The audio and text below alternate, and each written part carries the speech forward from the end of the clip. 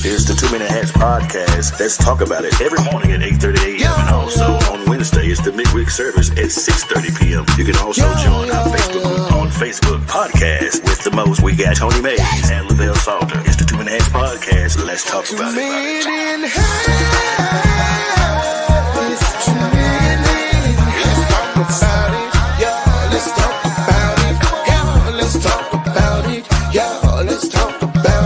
Come on.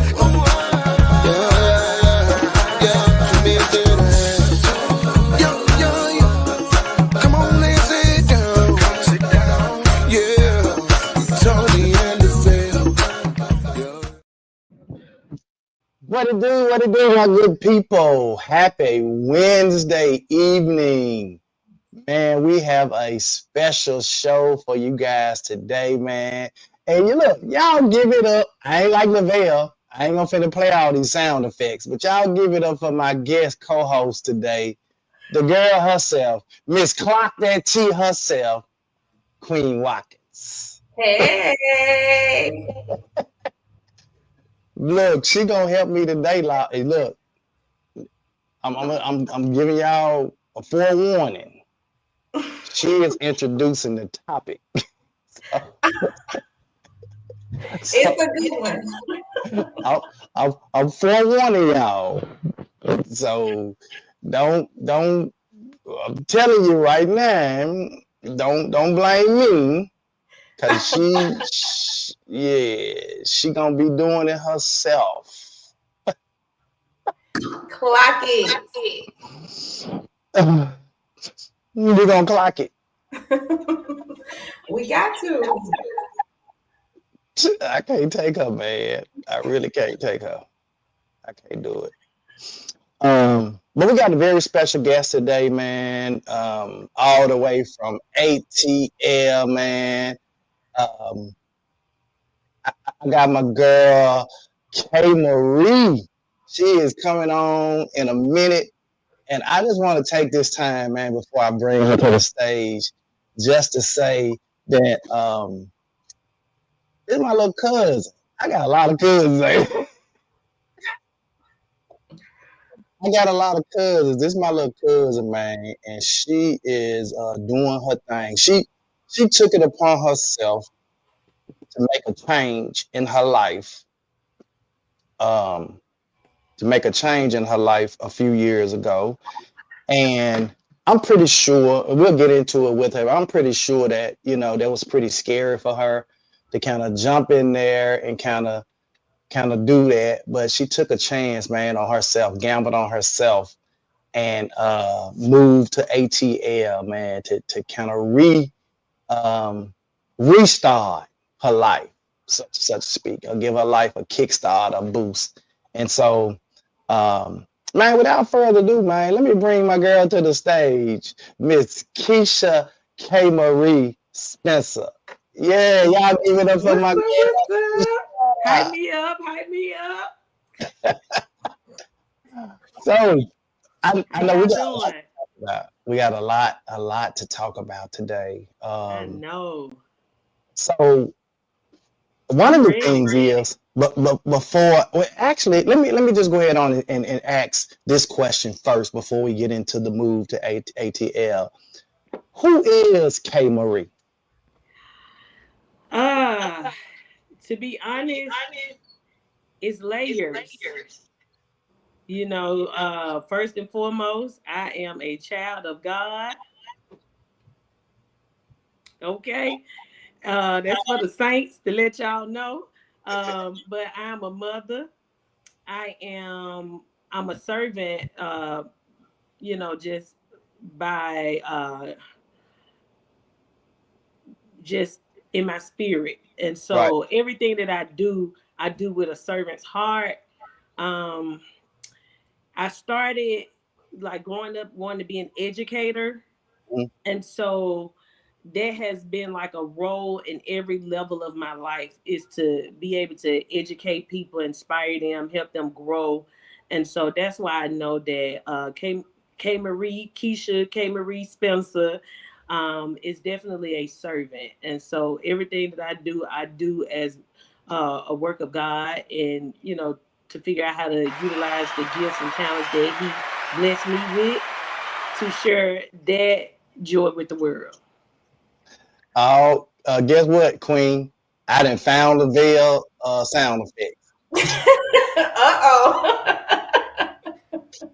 I done found that main sound effect. Boy, I'm finna go ham on him. You gotta have the shout music. Look, he might have it in there. Look, he got so many sounds here. He might have some shout music. Okay.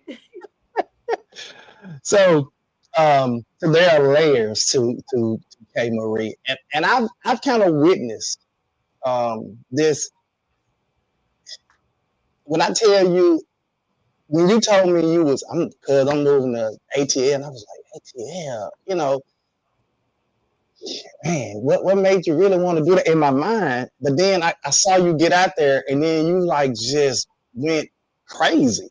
I mean, you all over the place doing everything, and I'm like, man, this little girl is literally reinventing her entire life, and you did it while still raising your children, which is tough in itself. Superwoman. Yeah. I'm gonna tell you. So what made you really want to make that move to ATL? To be honest, it was a toss between ATL and Nashville. Mm-hmm. I just came up with it one day, and I said I'm just gonna stop doing things. I mean, I'm gonna start doing things afraid. The things that I'm most afraid of, but I do have a desire to do. I'm just gonna do it. And moving out of town has been something that I've been afraid of since I was little. I'm like, I probably never move unless I went off to school, in college. And I didn't do that. I went to the University of Memphis because I didn't want to move. Even when I was married, my husband my ex used to mention moving, and I just got anxiety at the thought of moving because I'm like, all my family is here, my support system. You got kids, you thinking about stuff like that. And then I wasn't in a career where I was making like, a busload of money where I can transfer with my job, and I knew that we was gonna be secure, and my household wasn't balanced like that. So, when it was a faith move for real. I started following a pastor down here, and he prophesied. And this is before I even moved down here. And normally, y'all know you don't let everybody speak over your life. Right. And Correct. I was tagged in his post on a social media live, and he just started talking to me, and it was just a lot of like confirmation. It was like, you're going to go away and you're going to meet, people that are going to pour into you because you poured, to you've depleted almost. And you need to be in a space where people are going to nurture those gifts that you have. And that was like an epiphany, like, yep, he right. I do need to, move around. I need to see what's out there, because if I'm scared, I'll never move. And then he told me that I was going to meet a group of women that was going to help me. Hence, I don't know if you ever seen me post anything about the CEO district, but I met a group of women, and they support women in health, wealth, business, and building a social life. And I came down here during the pandemic, and that Which made year, it even harder. yes, I came down here to visit, and I just knew that it was going to be my move. It was like in Nashville just completely slipped that, like, and then the house that I was renting, they told me that they was putting it on the market for sale, and I was like, this is the perfect opportunity for me to figure out what's my next move. And so it started with my pastor, Jonathan Richardson, shout out to Lead Church at ATL. But it started with a seed that he sowed in my spirit that gave me the confirmation and the courage to move. Wow. I've been talking about moving out of the country now, uh, probably for the last year or so. Ooh, that's a big one. Oh yeah. I've been talking about moving out of the country for at least over a year now, and I've even brought up and I've even interviewed. I interviewed somebody last week who actually lives out of the country and works abroad, and the more and more I research it, the more and more I do, the more and more like amped up I get. Like this move is supposed to be in 5 years once I retire. My wife is retiring in a few more days. In the end of January, she's done. And yes. And my thought process is, damn, man, you gotta wait 5 years to kind of join her and before you make that move. And I honestly, y'all, I don't think I'm gonna be around 5 years. Like when I say be around, I'm talking about in the States. Right, you got to clarify that. Yeah, talking about in the States. I'm talking about because the more and more research I do, the more and more amped up I get about just getting out of here. So let me applaud you first of all, because it takes a lot of courage.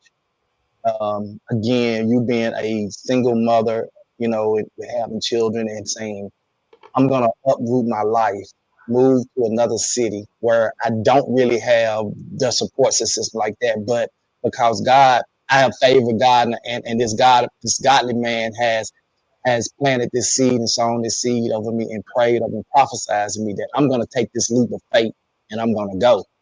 And so let me applaud you for that, because that takes some courage to be able to do that, some courage. And you have truly stepped out on faith as it relates to that. So since you've been in ATL, you've done a variety of things. I know you were doing the podcast. You have hosted some award shows. You've been acting. You just all over the place. So kind of talk to me a little bit about some of the stuff that you've been doing, and then we'll kind of go from there. So before I even moved down here to Atlanta, like I said, the pandemic, that was like a life-changing year for me. And in December of 2020 is when I started working with iHeartRadio. And it was a referral, you know, from somebody that I met in the women's organization that I had joined. And I started working with iHeartRadio, and I worked with them for about 6 months. And it wasn't the same because the station was based out of North Carolina, Charlotte, North Carolina. And I was sending in pre-recorded videos, and you know, I'm like, okay. But that gave me it opened my eyes to media. Now going back to the prophet again, he kept saying, and I was a manager at O'Reilly's when I started following him. He kept saying, I see media grace on you. And I'm like, what? You know, I'm like, what? And so I'm like, maybe it's because I'm selling the TLC products and I'm going live, you know, exercising and advertising, or, you know, praying in the morning, just kind of coming up with a routine. And so he kept saying, I see media grace. I had radio nowhere in my thought process, TV nowhere in my thought process, but he kept saying it. And so I worked for iHeartRadio, and I found out a local station, Power 99 The Mix, was, first of all, the investment was cheap, but let's be real about that, because I was paying like $300 some a month to have a show on iHeartRadio. Mm-hmm. And so I went to Power 99 and Mix, and so that's when I got more into like this newfound passion of hyping people up, like, you know, wanting to bring people on, wanting to get them excited, want to celebrate their accomplishments. And so that opened my eyes to networking and interviewing people and just getting out there, putting myself out there more. Then I met somebody that came to the station, and they were advertising an upcoming movie. And so I met the cast. Everybody was dope. Everybody was cool. Shout out to D Life. He's a comedian. And they were promoting one of their movies. And I connected with him, and boom, did my first movie. My kids got a chance to be in that one.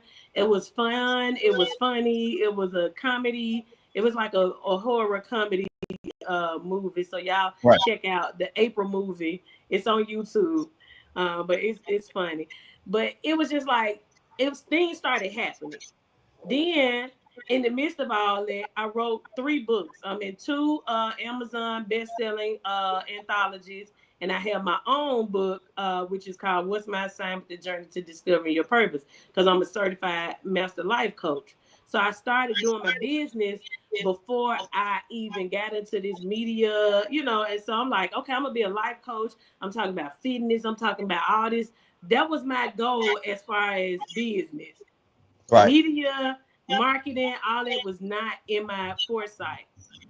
But God had already laid it out for me, like as I transitioned from 2020 to 2022, like and was setting me up. While I was trying to do everything else, it was already aligning. And so when I got the opportunity to move and I got down here, I started meeting people. I started doing podcasting because I wasn't at the radio station no more. So then I started helping other people develop their podcasts. And then so I started like becoming like this person that people came to when they wanted to set something up, wanted to brand themselves, wanted to, get somebody to do their graphics or, coach them through how to do things on their own without paying, a bunch of different people until they get to that point. And so because of the educator in me, because of the background that I've had, the serving heart, it's like it all just started to come together. Hence why I ended up, doing the Country Wayne skit, and that was really big for me. Right. I started working on this production team, company called Oh His Production as the production manager. So now my lens has gotten even bigger because I see the behind the scenes, where I'm making sure that the cast is right. We doing the casting call, we doing table reads. I'm making sure the set is good. I'm buying the props, just doing all these different things that show you how to bring something together.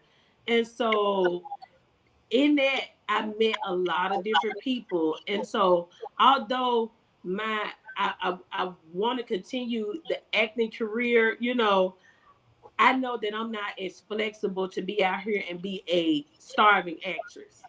I don't have the lifestyle set up where I can go out and so it's really by the grace of God that people know me and they refer me, or you know what I'm saying, and they reach out to me because I didn't go That's after called favor. anything. I was reached out to and I was referred, so that's just a blessing within itself. So, really quick, Monica says, awesome accomplishment. She said, give us the information for your books again so that we can support. So if you can give us those books again. Yes, so 2 of them are on Amazon, as well as I sell them individually on hand. The main one, which is my baby, is my interactive workbook. I actually teach a workshop with that workbook. It's called "What's My Assignment: The Journey to Discovering Your Purpose." So it's a 4-week step-by-step program to identifying, you know, what you should be doing in life, what's holding you back, you know, and how you can move forward. Is that book on Amazon or they can only get that through you? You can get that one on Amazon. If you type Okay. in "What's My Assignment: The Journey to Discovering Your Purpose," it'll come up. Hold on. I got to type, so I ain't typing as fast. What's my look? What's my assignment? Is it? What's my assignment? And then what is it? Said the journey to what? Discovering your purpose. The journey to discovering. I'm putting it in the notes. Discovering your. How long did it take you to write your book? Did it take you a long time, or is this something easy for you to do? Well, it take you a long time to get to writing it. Okay. Once you get to writing, once you get in it, you in it. But the thought process before you start to write, that's like the hardest and the because depending on what you're writing about, most people write from personal experiences. Mm-hmm. And so you got to like revisit some things. You got to try to think about what I want to share. If I want to, I don't want to bring nobody else up in this. And, you think about a lot of stuff when you start the writing process. And so I think the hardest part was just getting started. The workbook was easy because I originally was writing up a curriculum to teach the workshop. Mm-hmm. And I'm like, you know what? Why not make this a workbook? Right. I need a product. I need something that people can use and hold on to and revisit. Right. Right. And I didn't want to do a regular journal. I wanted to ask some thought-provoking questions that you can go back and look at and remind yourself on what you're supposed to be doing, and Right. Right. and not go back to what was holding you back.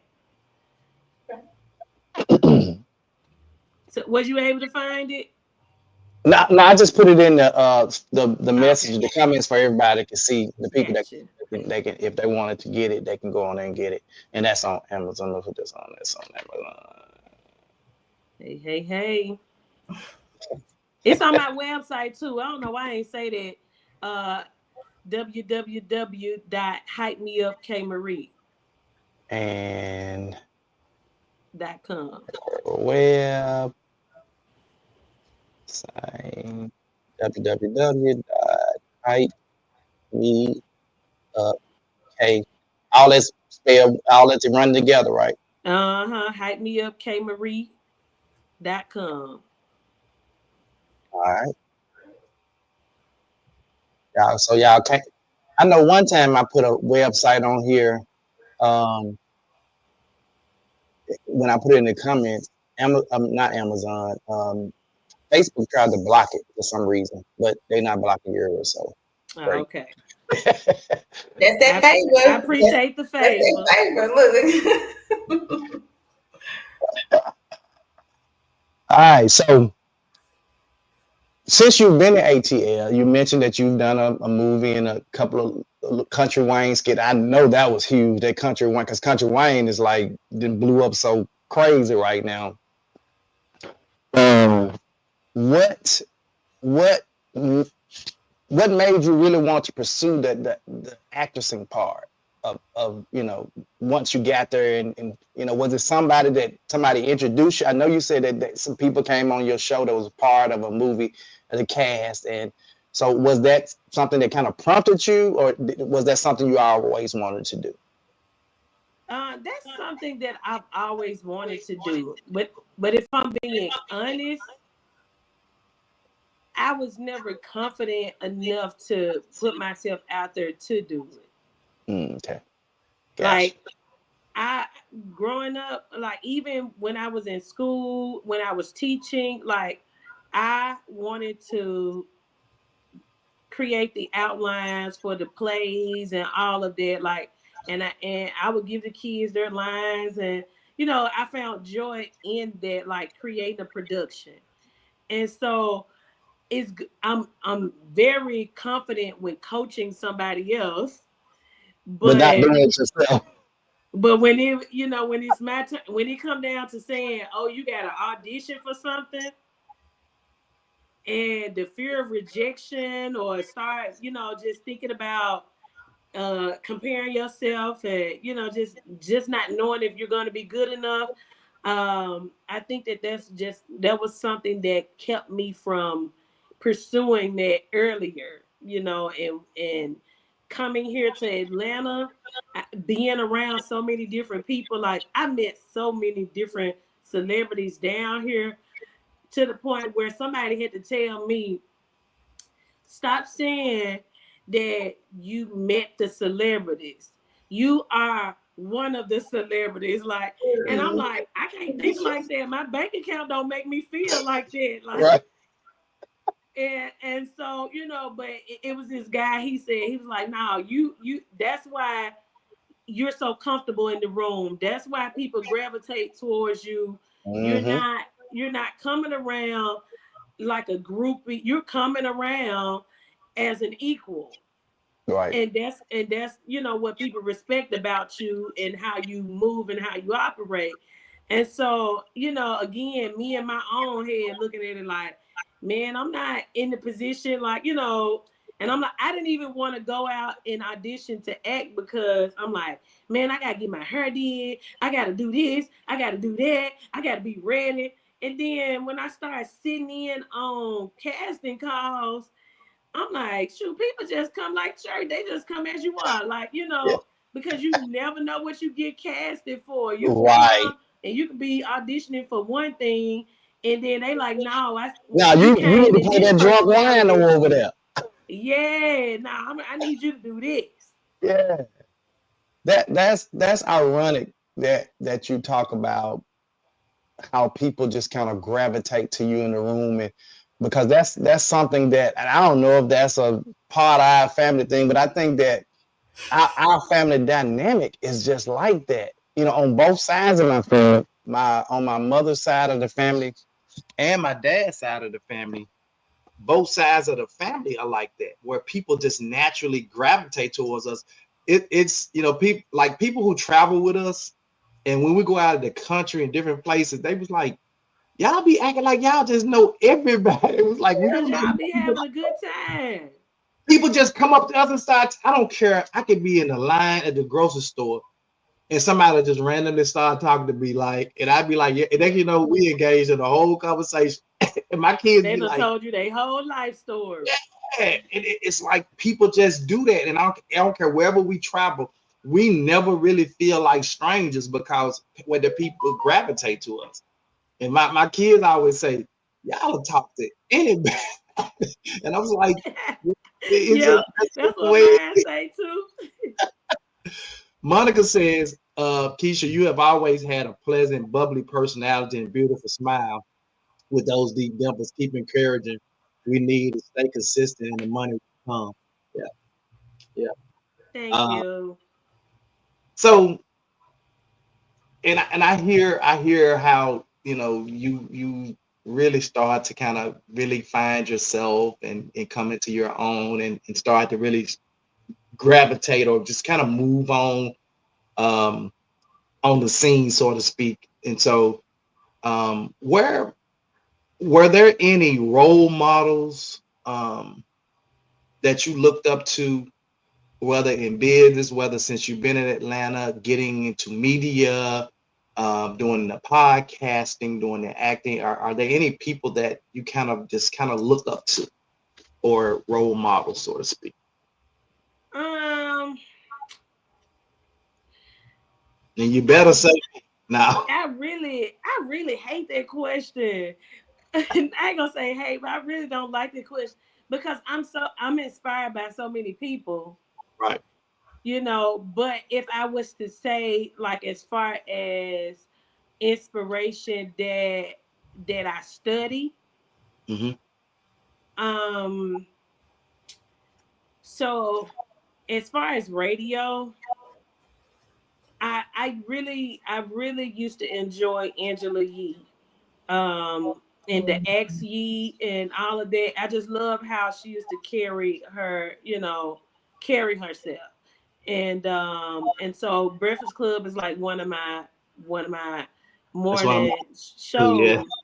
And so just listening to her and just listening to the not the radio personality side, but the life coach side, you know, and Mm-hmm. being able to say something that makes sense, that's encouraging, but also telling people the blatant truth, you know, that they may not want to hear. And so she's like a huge inspiration to me. And my girl in acting, like my ideal like role is like the Taraji P. Henson. Like that's my girl. If I can ever meet my sis, like it's a wrap, you know. And don't nobody y'all come for possess me some of the none of same that day. characteristics. Yeah, like when I look at you, now that you said it, like the way she kind of act, y'all kind of act. So I can see that. I definitely can see that. I can see So y'all having so together. one of the things that you know, when you go to like auditions and things, they may ask if you have a monologue. And so what I've been doing is going back and just kind of looking at like certain roles that she's played Not and baby trying boy. to Not baby boy. Not baby boy. you I already Jody. know it. That's one. Jody. And I like Cookie. Yeah. I like Cookie on Empire. So it's, you know, that's my girl. So like if I was to say that she's definitely a huge inspiration. But as far as um like life, you know, there have been like many people in my life that I look at, and one of the main things that made me want to get into business is thinking about people like my granddaddy Bud Toast. Just knowing that he dropped out of school in the 6th grade to become a mechanic, and he was able to, you Damn know, good. to house his family. And you know, he got a couple of extra kids too, but you know, he was able to take care of his family and some more family, you know. You ain't got uh me put bud business out there like that. right, you know, rest in love, granddad. Everybody know, you know, some granddads be the Rolling Stone and Love me they, some toe, bro. but listen. And so like people like him that got into entrepreneurship, that showed that if you got a skill, if you got something that you're good at, you can do something with your hands. Like that sets you apart from anybody else. Like you can never be broke, and you always have an opportunity to make money where your livelihood is not dependent on somebody else. And Mhm. so like even like when you guys had introduced me to TLC a long time ago. I mean not Mhm. TLC, but yeah, Damn way. it it it it, it opened up my eyes to like getting into like that marketing, like a lot of stuff that was happening early on. I didn't know how it was going to, you know, benefit right now in my life, but like doing Avon, doing like Mary Kay, and Mhm. you know those things just kind of like started like getting me in this mode of don't want to work for nobody. You know what I'm saying? Yeah. I think I tell people all the time, like me being in Amway and then getting in total exchanges, like Amway totally transformed and changed my life. Like the business, just being around so many millionaires and their thought process and their mindset, and I started to develop that mindset and just learning some of those principles and some of the books that we read. I started taking those things and just applying those things, not just to business, but to life in general. And when I That started to part. apply those principles in life, I found myself growing as a person, growing as a business person, growing, as an entrepreneur. So my mindset changed. And I stopped, so when I got around people who I felt weren't really going in the direction that I was going, I started to separate myself. And you That can part. call it what you want to, acting funny, whatever. But when I saw that you really weren't going in the direction that I was going, I started to separate myself from you. They say if you want to be a millionaire, you gotta do what millionaires do or hang around millionaires, or at least hang Yep. around that's headed in that direction. So I changed my mindset and I started to try to hang around and do, and act like it. We had this is crazy. We had when I was managing this R&B group, there was one little guy in the group that he just act like he was already there. Like he act like he was already Chris Brown. You know what I'm saying? He's always acted like that. And so I asked him one day, I was like, bro, why you ain't made it yet? Why you? He said, if I never think that I am, I'm never gonna be.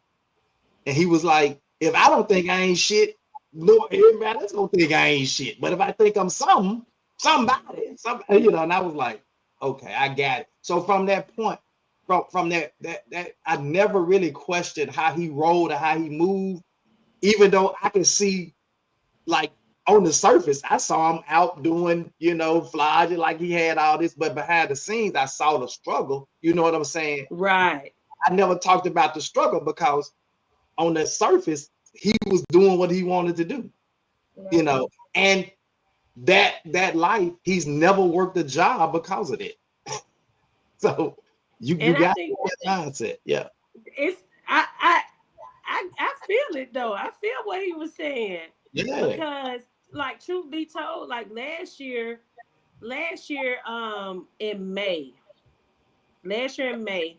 So I do have a media and marketing business, and so it's so many different layers to that, because the consulting that I do is customized according to what someone needs. Right. And so I had a big contract with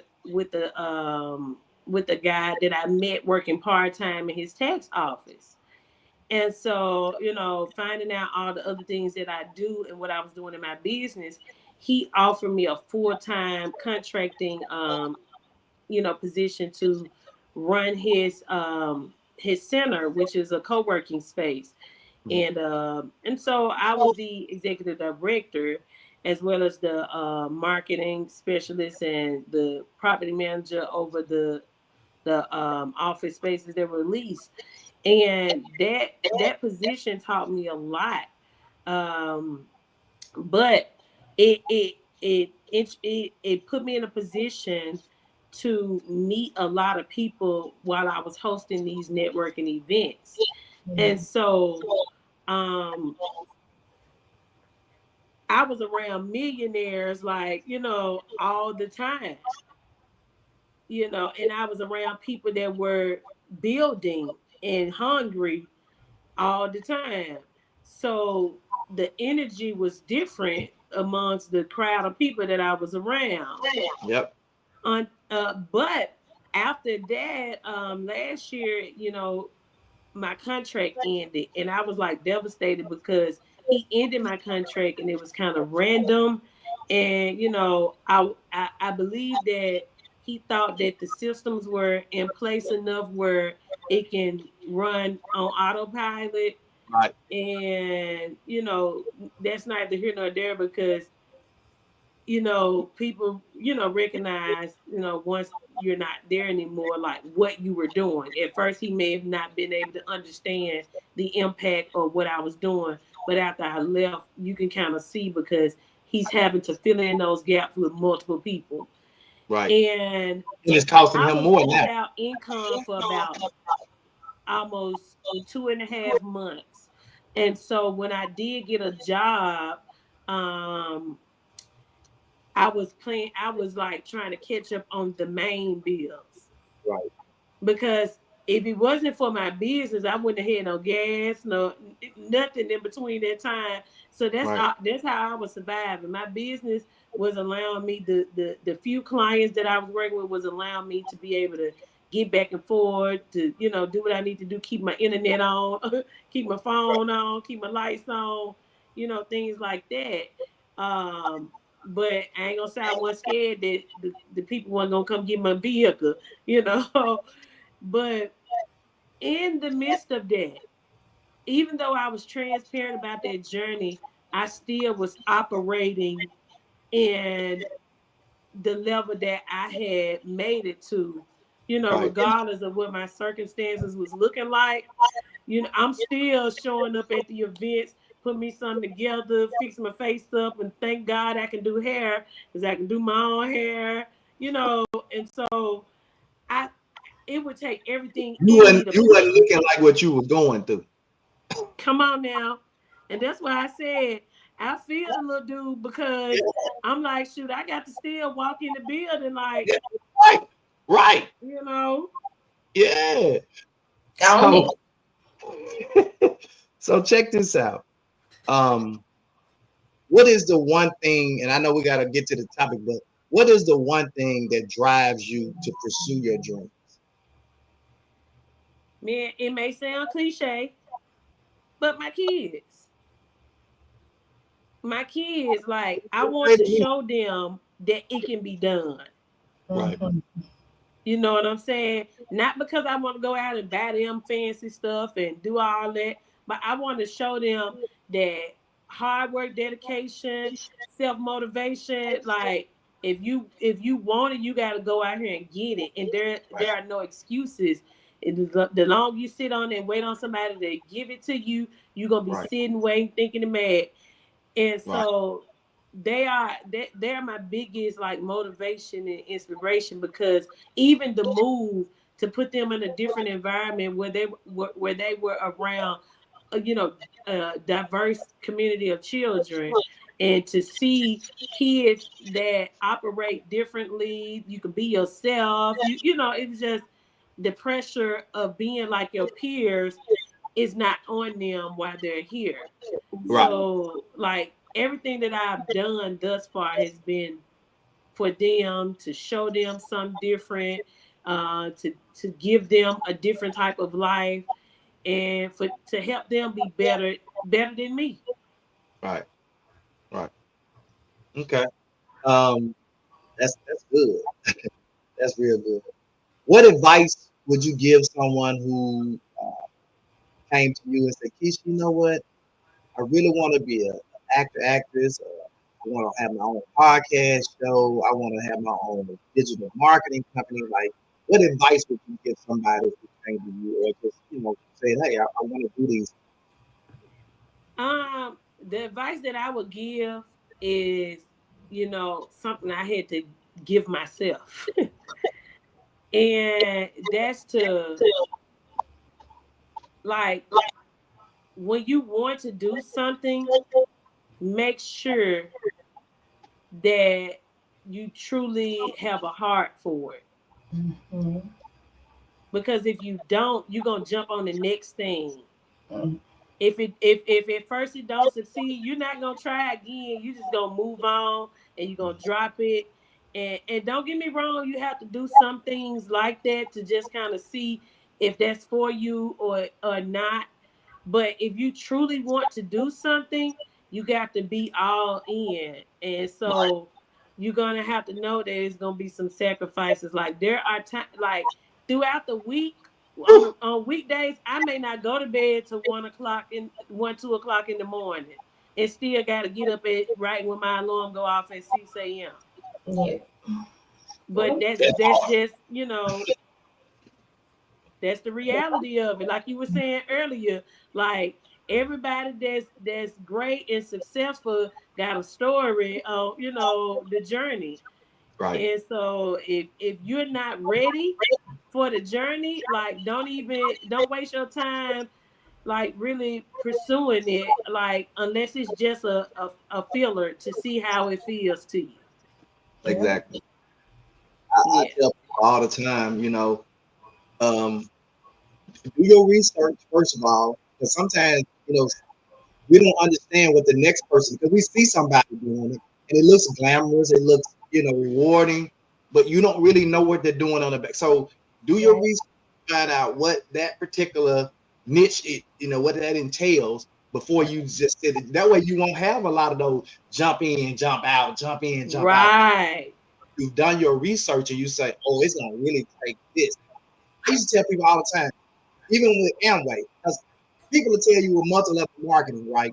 With multi-level marketing, people say, what it takes you is 5 hours a week. Lies. And I used to tell people, you can start off with 5 hours, but it's going to take you Right. some time to really build. It took me some time to build where I had 179 people under me.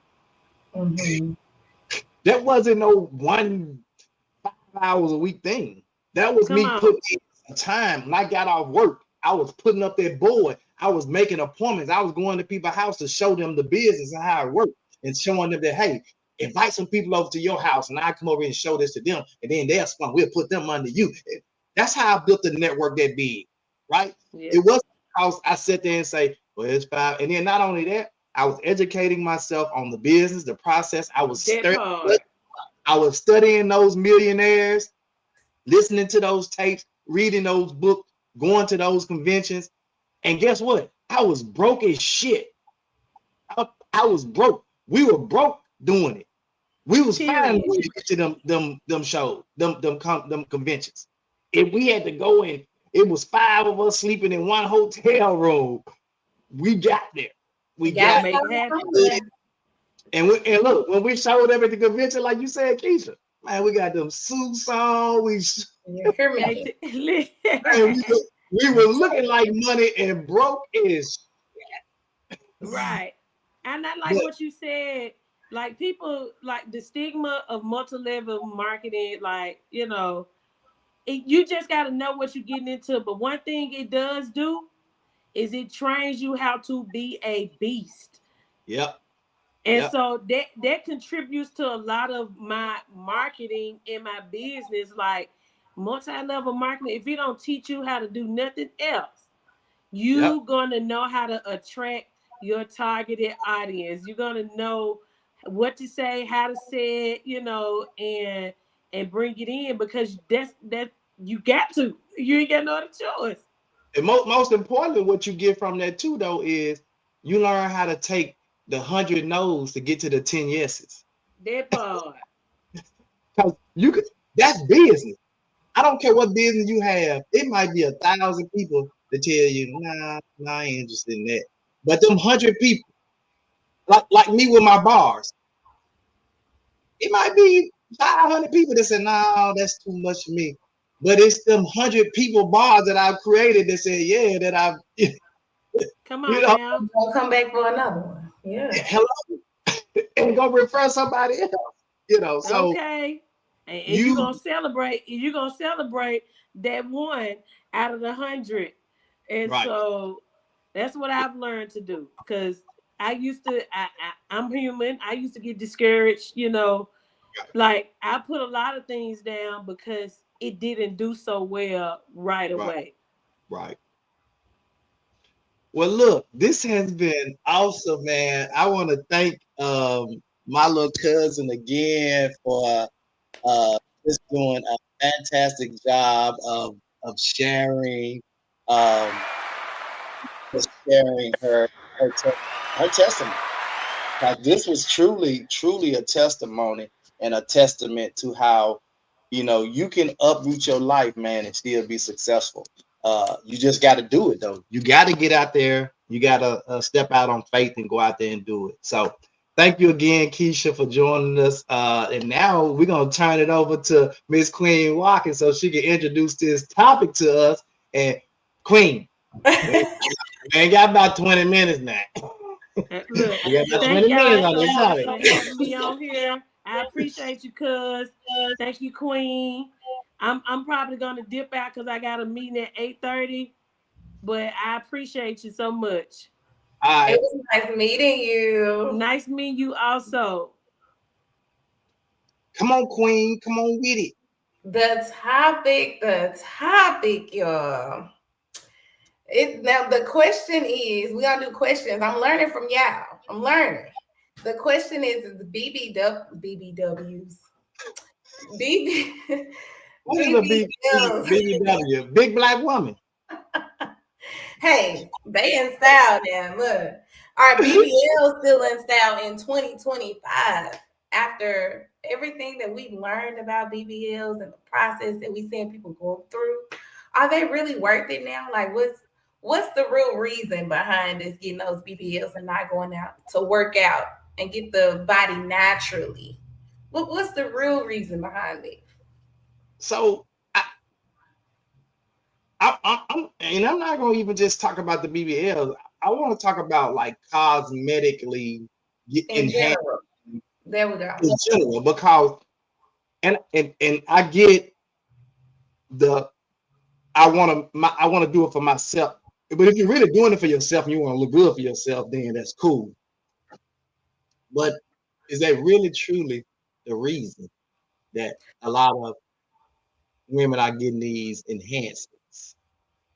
With the effects that come behind it, like I Right. don't know if you know Rolly, this girl, it's a whole show, and she shows the process of getting her stomach done and getting her butt done, and I mean it's a long process. So why put your body through that where you can't even lay on your back? You know, you got to squeeze juice out your body. Uh, What's the point? You know, that's a lot. so the squeezing the juice out, is that like the fluids after the surgeries or whatever they doing? Yeah, yeah. She has a show and it's different series, different episodes, and it shows step by step. And she's getting her stomach, like she's getting the fat took out of her stomach and put in her butt, and she would have to go days squeezing the extra fluids out of her stomach. Mind you, you wearing this faja every day. That's uncomfortable. So what's the real what will she get out of it behind it? And she's still kind of heavy, but you know, she just slimmed down a little bit to go through all that pain. So she was a big girl anyway. So she Yeah, had stuff. I'm just trying to understand. So she was a big girl anyway. So she had cosmetic surgeries and stuff done to make herself like her waistline smaller and to yeah, really show off her figure, her shape, her butt, and all that stuff. Or did yeah. she get her booty done too? Huh? She got the butt done too. Yeah. She lifted her butt, she Oh, added she more to it and got okay. her stomach tucked. Yeah. But but that's what the BBL is, ain't it? It's a lift, a Brazilian butt lift, right? Mm-hmm. Yeah. Yeah. Oh, But she some also people, got some more done. She got the fat taken out of her stomach because she's so heavy. She had to right? get more surgeries done as well to make the body look how it should look. So That's she went that's through pain, that's a lot of pain. that's kind of extreme to me. I'm well, but if you're willing to go through that so you can look whatever, whoever if you're doing it for yourself, if you want to just feel good about yourself, then cool. Mel said some people do it for emotion, likes, money on whatever platforms they are on, and some men enjoy looking at it and they pay for it. Beauty costs and can get you paid, I guess. But is it worth it though? It's Tyler, Netflix. it sometimes it could be, but for the pain, K Michelle had to get rid of hers. You know, Erica Banks down for months after she had a double BBL. So is it really worth it? Especially if it don't look that good. Is it worth it? Keisha said that's a lot to go through. That part. I That's a mean, lot Monica says people should do what makes them happy. I personally agree that some are doing way too much, and the results is very unnatural. It's a very unnatural look. But that if you're happy, do it. Do you? I, that's the part I don't get. That when it does not look natural, part. I don't understand. I mean, I understand you getting it done, and when you get done, it just kind of enhance your overall figure to make you look more natural. But when they get to the point where it's I don't know, it's like some of these women getting their butt done and then their legs look like little chicken legs, and then they got this big old ant booty and these little chicken legs, and Right. it does not look right. And so like, and if it don't look right to us, hell, who you doing it for then? If the men don't like it and it ain't looking right to us, They gonna like it for the time being until they touch it and it feel like cement, or until you squat and something rips or something. It's a lot of health uh, issues dealing with it. So why not just try? It is hard because I love eating. Yeah, like eating is my number one thing. It's hard, but I mean, would you rather lay on the table and hurt for months, Or would you rather just go to the gym, work out, and have your natural body? Because that man is like, yeah. He just wants to smash. I'm telling you. I'm just. And when we see as a man, and I can only speak for the men, and I can't speak for all men, but when we see a beautiful woman, most men, not all men, but I'll put it like this: most mature men that understand sexuality of a woman and the sex of a woman, sexiness is not about how big her booty is, how big her voluptuous her breast is. Sexiness is a way a woman carries herself. Oh, give yourself a clap with that thing. Give yourself a. Say that again. You'll make me find the sound effect. It's so we only want to smash the Instagram models. We don't want to wife the Instagram models. That part. We only want to smash. I'm being honest. Most men would tell you I only want to smash that, but I'm not gonna make that my wife. This girl over here that's real conservative, look nice, sexy, the way she dressed, she curvy, a real nice career. That's the one I want to wife and take to mom. You, I just want to hit because you got the big butt, big breast, you know. That part. I just want to hit. And if I got to pay you just a few dollars just to hit, especially if I got it, like we talked about earlier today, you know, tricking if you got it, you know, and if it don't hurt me. And if that's what you're doing, DTB is a girl called, her name is Diamond the Body. She'll tell you. She got her body done. A man paid for it, and she told you the exact. I don't want to be too explicit, but she said the exact reason why she got her body done. But if you look at those women, not saying that they're not can't marry them, but Cardi B, old boy couldn't just pay a. He was still cheating with people my size. She's a side chick. She's not even the main chick. She's the side chick. And one of the things, and I don't know how true this is, he could be saying it just as some get back, but he said her poom poom was trash. And so you can have all them enhancements, right? And your poom poom still trash. Having a big butt and these breasts and your poom poom still garbage, is trash. What's the point? Yeah, what's the point? Like Pop said, Queen is right, but they also deal with the high probability of infection. They have videos on YouTube. It's a complicated process. Yes. Max says, I hate to see the stories of death and complications that are many BBL groups are in many BBL groups, and they share stories and pictures of success and failures in those groups. DC Young Fire baby mama wife passed a year. Yeah, passed a year. Yeah, you know. Yeah, that's crazy. And I'm not judging nobody. I'm a woman. I just rather women love who you are, who God made you. If you want to enhance yourself, you want to get bigger, eat some more food, and go work out. That's just like what happened to getting your butt in the gym? Because I've seen women that were really small type women, right? Small front that didn't have like the butt and stuff, but they was, you know, got in there, started doing, you know, dips and lip and all kinds of stuff, and created the little hump back there, you know, and now they got a butt. Yeah. So I mean, people don't want to work hard for nothing no more. It's like we want that microwave body. We want to run down to the Dr. Miami and get that microwave. But again, if you got just a little fat in your waist and you said my butt is just a little small, I just wanted a little fuller, and I take that from my waist, and it looks natural, cool.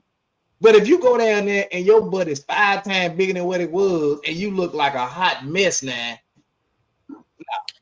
Blueface baby mama Jaden, her navel looked like somebody's eyeball, and she just Blueface baby mama Jaden. Blueface. Okay. Yes, go look at her, and that's gonna tell you a bad. Don't have me looking these people up, man. Go, please. She the perfect example. Don't have me looking these people up. But is it worth it though? Is it worth all the pain, the hurt? How many people do you know stars that you know that have gotten like BBLs or work done, other than Cardi B and Nicki Minaj. Nicki Minaj look like one of them ants to me. She started off and got cement in her butt. I don't know. I can't remember the song now, but it wouldn't move. So she had to get that taken out and get it redone at first because it wouldn't move like a normal body. That's crazy. That's Okay. too much. So if you go in there and get it, put it in and then take it out, what's your booty look with it out? I mean, it had to look horrible. Like some skin, some leftover skin. That's what it looked like. Because your cells and all of that stuff that's in there got to be dying off because you done mixed all these other chemicals in there that, oh my God, like I hate to see. Like, yeah. I've seen horror stories where women had got those implants and stuff and it didn't work out, and then they had to get and they just got these big ugly scars and their butts has dips and all this kind of stuff in their butt. It just looked horrible. Tyler Perry had something Black and Beauty. I don't know if anybody's seen it, but old girl was a stripper, and she was a stripper that she got her body done. She was making a lot of money, and she basically told her, hey, if you get your body done, you'll make a lot of money. You just need $5,000. And they put tire stuff in her butt. The girl butt turned black and purple. She was in the emergency room the whole season. That man said prime example, Lil Kim. Look, Kim went from being pretty to looking like a Martian. Jada Pinkett too. Jada Pinkett like lifted her cheeks or something, and Jada Pinkett was a pretty woman, and she just looked unnatural now, unreal. T.I. White, Tiny. Yes, Tiny. Yeah, but Tiny was ugly, always been ugly. It's uglier than that. She looked like a little Muppet. Man, look, I think that was wait a minute. I think that was Tasha K. She looked like a little Muppet, baby. She can't do nothing. Tasha K said, that woman ugly. Not attractive at all. Mel Max said we have to get back to the gym. Minnow happens sitting down and work all day. Works against us, but I'm about to hit the refocus button. I felt my best when I was going to the gym. Okay. Lotto, our girl Glow, had breast surgery, admitted, but she's working out for the butt process. But Glow look good, right? Like Glow look good. Yeah, Glow is pretty, and if she don't do too much enhancement, she cool. She just need to stay slim and don't do too much. Lotto looks really good too, but Lotto will tell you don't get the surgery. But she a baddie. She looks really good, but she'll say don't get no surgery. Like just be natural. She said Lotto girl, Glow. Okay. LOL, a leprechaun. Yeah. That's Tiny look like I don't know what she look like, bro.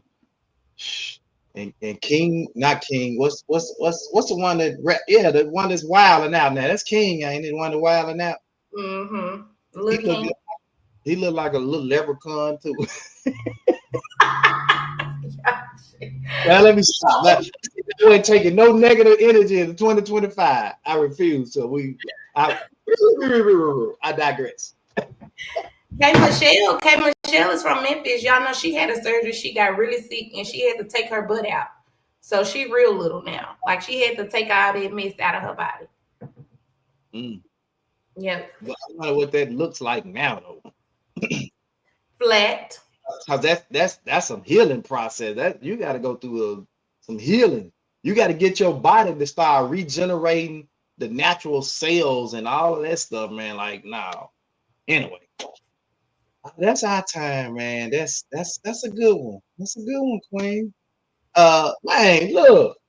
Shout out to my co-host, man. Shout out to my co-host.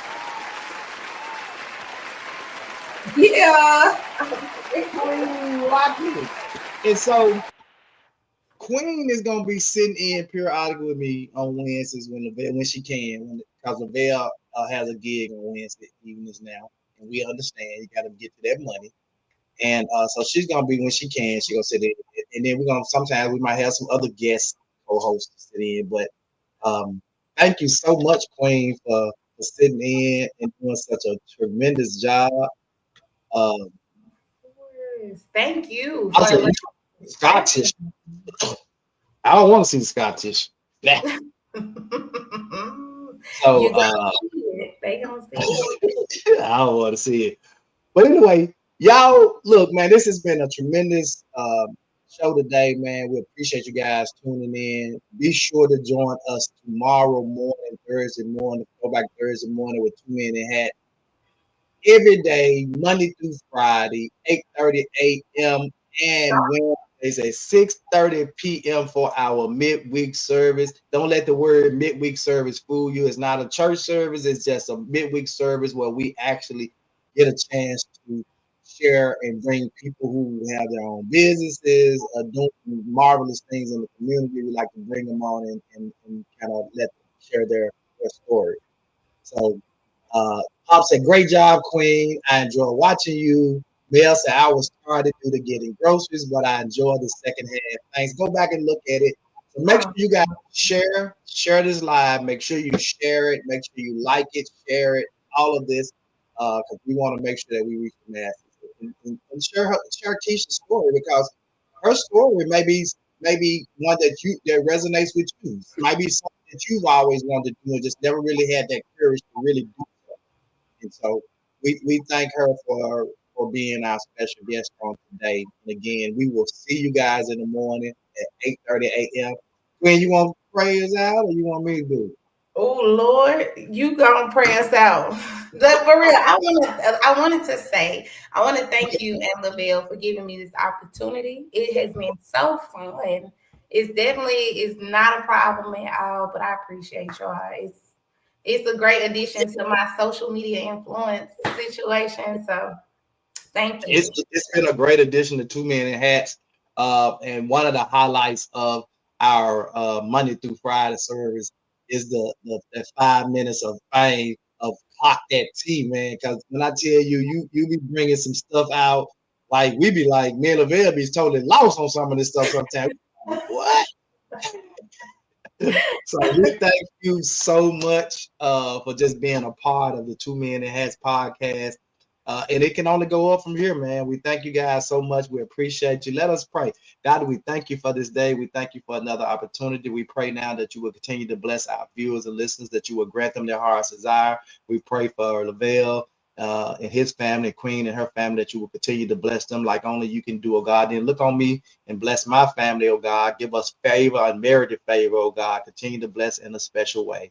It's in Jesus' name we pray. Thank God and amen. We thank you. We will see you in the morning. Good night. Two Men in Hats. Let's talk about it. It's the 2 Minute Hats podcast. Let's talk about it every morning at 8:30 a.m. and also on Wednesday it's the midweek service at 6:30 p.m. You can also join our Facebook group on Facebook podcast with the most. We got Tony Mays and Lavelle Salter. It's the 2 Minute Hats podcast. Let's talk about it.